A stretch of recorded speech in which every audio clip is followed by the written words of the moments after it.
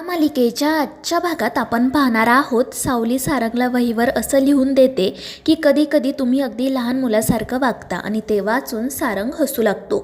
तो सावलीला म्हणत असतो की सावली, आपल्या प्रत्येकाच्या आतमध्ये एक लहान मूल दडलेलं असतं, मात्र आपण त्याला ना अक्षरशः दाबून ठेवतो. पण जेव्हा तुझ्यासारखी काळजी घेणारी एखादी व्यक्ती आयुष्यात येते ना, तेव्हा ते लहान मूलसुद्धा आपोआप बाहेर येतं. आणि सारंगचं ते बोलणं ऐकून सावलीला हसू येतं.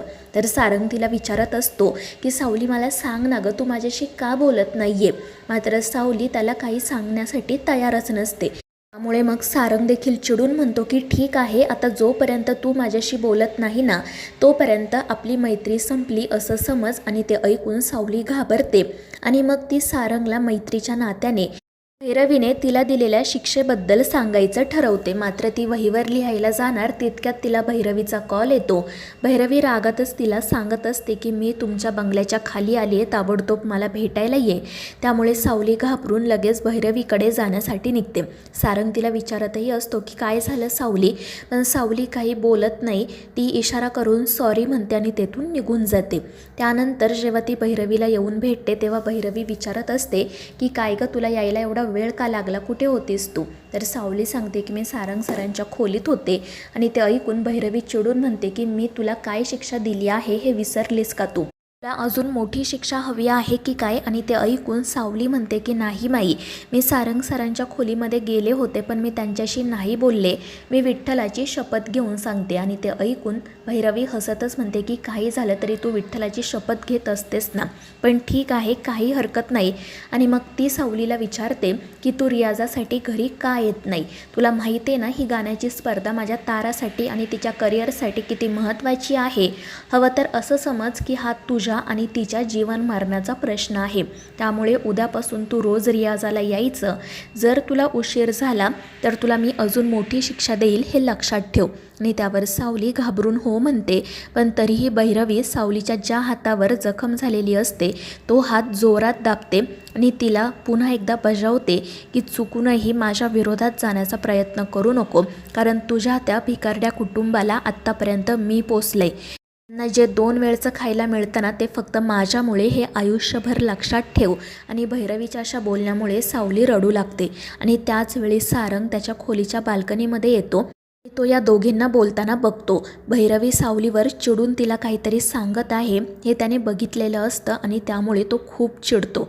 त्यानंतर सावली जेव्हा घरात येते तेव्हा सारंग लगेच तिच्याकडे जातो आणि तिला विचारत असतो की काय बोलल्या भैरवीजी.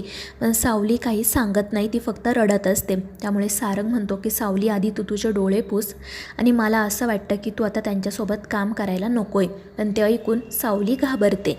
तर सारंग म्हणत असतो की हे बघ, मला माहिती आहे तुला तुझ्या घरच्यांची खूप काळजी आहे आणि म्हणूनच तू तुझं काम इथे आल्यानंतर सुद्धा कंटिन्यू केलं. आणि खरं तर काम करणारे लोक मला खूप आवडतात, पण मला असंही वाटतं की ज्या ठिकाणी आपल्या कामाची रिस्पेक्ट केली जात नाही ना, त्या ठिकाणी आपण काम करणं योग्य नाही आहे. तू प्लीज हे काम करणं सोडून दे. आणि त्यानंतर तो तेथून निघून जातो. सावली मात्र काळजीत पडते. त्यानंतर तिलोत्तमा घरातील सगळ्या व्यक्तींशी बोलत असते. तिला कंपनीच्या बाबत एक महत्त्वाचा निर्णय घ्यायचा असतो आणि ती त्याचबद्दल घरातील सगळ्यांना सांगत असते. मग सोहम आणि बबलूसुद्धा त्या ठिकाणी येतात. तिलोत्तमा सोहमला म्हणते की तू आता आपल्या कंपनीकडे लक्ष द्यायला सुरुवात कर. आपल्या कंपनीचे काही इथिक्स आहेत ते सगळे तुला समजून घ्यावे लागतील, नाहीतर मग तुझीसुद्धा तुझ्या भावासारखी अवस्था होईल. आणि ते ऐकून राजकुमारला वाईट वाटतं. तर त्यांचं बोलणं सुरू असतानाच सखदेव त्या ठिकाणी येतो. तो एकदम सुटाबुटामध्ये तयार झालेला असतो आणि त्यामुळे ऐश्वर्या रागातच त्याला विचारते की हे असे कपडे घालून कुठे चाललायस तू. तर सखदेव तिला आणि त्याचबरोबर घरातील सगळ्यांना सांगू लागतो की मला सारंग सरांनी हे असे कपडे घालायला सांगितले. तर ऐश्वर्या विचारते पण कशासाठी. आणि त्यावेळी सारंग त्या ठिकाणी येत म्हणतो कारण मी दादाला आपल्या कंपनीमध्ये नवीन नोकरी दिली आहे. आणि हे ऐकून घरातल्यांना तर धक्काच बसतो. सगळेजण सारंगला याबाबत प्रश्न विचारतात आणि त्यावेळी सारंग म्हणतो की मी माझ्या अनुभवावरूनच दादाला ही नोकरी दिली आहे. मला मान्य आहे की त्याचं शिक्षण झालेलं नाही आहे, पण त्याला व्यवहार ज्ञान आहे. पण तरीही तिलोत्तमा म्हणत असते की हे बघ सारंग, पुन्हा व्यवहार आणि भावना यांमध्ये गल्लत करू नको. तू जो निर्णय घेतलाय त्याचा पुन्हा एकदा विचार कर. पण सारंग म्हणतो की हो आई, मी विचारपूर्वकच हा निर्णय घेतलाय आणि माझा दादावर पूर्ण विश्वास आहे. जर त्याच्याकडून काही चूक झाली ना तर मी स्वतः त्याला नोकरीवरून काढून टाकेल. आणि ते ऐकून मग तिलोत्तमा गप्प बसते. पण ऐश्वर्या म्हणत असते की हे सगळं ना या मूर्ख मुलीमुळे घडतंय. तिनेच सारंगचा ब्रेनवॉश केला असणार. पण सारंग म्हणतो की असं काही नाही आहे, मी हा निर्णय माझ्या अधिकाराने घेतला आहे आणि तेवढा अधिकार मला आहे ना. आणि त्यामुळे ऐश्वर्यासुद्धा गप्प बसते. आणि मग त्यानंतर ते घरातील सगळेजण आपापल्या कामासाठी निघून जातात.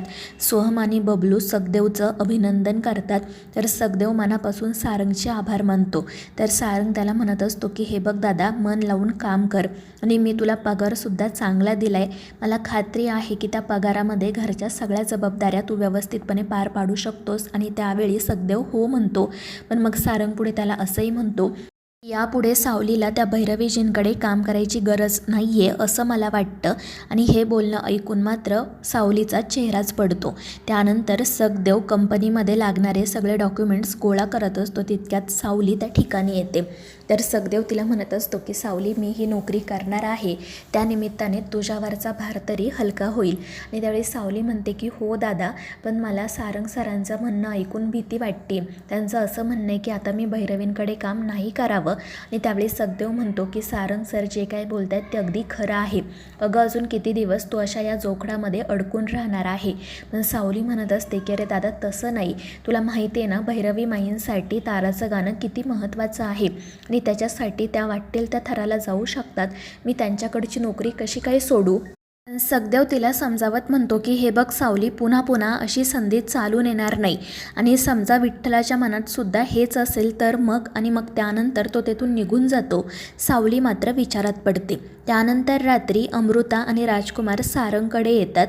आणि ते नेमकं काय बोलतायत हे ऐकण्यासाठी सोहम आणि बबलूसुद्धा लपून दरवाजाच्या बाहेर उभे राहतात. तर राजकुमार सारंगला म्हणत असतो की तुला तर माहिती आहे ना आई माझ्यावर किती चिडली येते आणि तिचा राग घालवण्यासाठी मला काहीतरी करायचं आहे. आणि त्यावेळी त्याचं लक्ष सोहम बबलूकडे जातं आणि तो त्यांना म्हणतो की या तुम्हीसुद्धा आतमध्ये या, पण काहीच बोलू नका. त्यामुळे ते हसतच आतमध्ये येतात.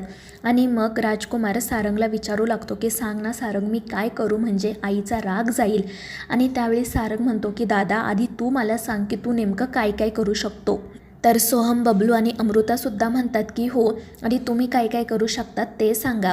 आणि मग त्यानंतर राजकुमार विचार करत म्हणतो की आईला ती कोल्हापूरची ठुशी हवी होती ना, मी ती घेऊन येतो. तर सारंग हसतच म्हणतो की दादा ती आईने कधीच घेतली. त्यानंतर मग राजकुमार म्हणतो की मी ना ती मेहतांची डील क्रॅक करतो म्हणजे आई खुश होईल. तर सारंग म्हणतो की दादा ती डीलसुद्धा झाली. आणि हे ऐकून राजकुमार डोक्यालाच हात लावतो. काय करावं हे त्याला सुचत नाही. आणि तितक्यात सावली त्या ठिकाणी येते. तर सोहम सावलीचा हात वर करत म्हणतो की सावली बहिणीकडे नक्कीच काहीतरी आयडिया असेल, त्यामुळे सगळे तिच्याकडे पाहू लागतात. आणि मग सावली म्हणते की अमृता बहिणी, मला असं वाटतं की आपण तिलोत्तमा मॅडमसाठी एखादी लहान जरी गोष्ट केली ना तरी त्यांचा राग जाईल, पण आपण जे काही करू ते मनापासून करायला हवं. आणि मग ती राजकुमारला असं सांगू लागते की तुम्ही तिलोत्तमा मॅडमसाठी एखादं पत्र लिहा, त्यांना एखादी चिठ्ठी पाठवा किंवा मग एखादं ग्रीटिंग कार्ड. त्यामध्ये ना तुम्ही त्यांचे आणि तुमचे जुने फोटो लावा आणि त्यांना सॉरी म्हणा. आणि फक्त सॉरी म्हणण्यापेक्षा ना आपण त्यांच्यासाठी छान केक बनवू आणि त्यावर सॉरी लिहू. आणि सावलीची ही आयडिया सगळ्यांनाच खूप आवडते. तो राजकुमारसुद्धा इम्प्रेस होतो, पण तो सावलीचं कौतुक काही करत नाही. पण तो म्हणत असतो की मला तर काही केक बनवता येत नाही, मी सॉरी म्हणेल. तर अमृता हसतच म्हणते की काळजी करू नका, केक मी बनवते. त्यामुळे राजकुमार खुश होतो. आणि मग त्यानंतर सारंग सावलीचे आभार मानायला जातो, पण सावली काही त्याच्याशी बोलत नाही. ती पटकन तेथून निघून जाते. त्यामुळे अमृता त्याला विचारत असते की काय रे सारंग, काय झालं, सावली तुझ्याशी बोलत नाही आहे का. तर सारंग म्हणतो हो ना वहिनी, तिला काय झालं आहे काय माहिती, पण जर ती हे मुद्दाम माझं लक्ष वेधून घेण्यासाठी करत असेल ना तर एकदम चुकीचं करते. तर मित्रांनो, या मालिकेच्या पुढील भागांच्या अपडेटसाठी आपल्या चॅनेलला सबस्क्राईब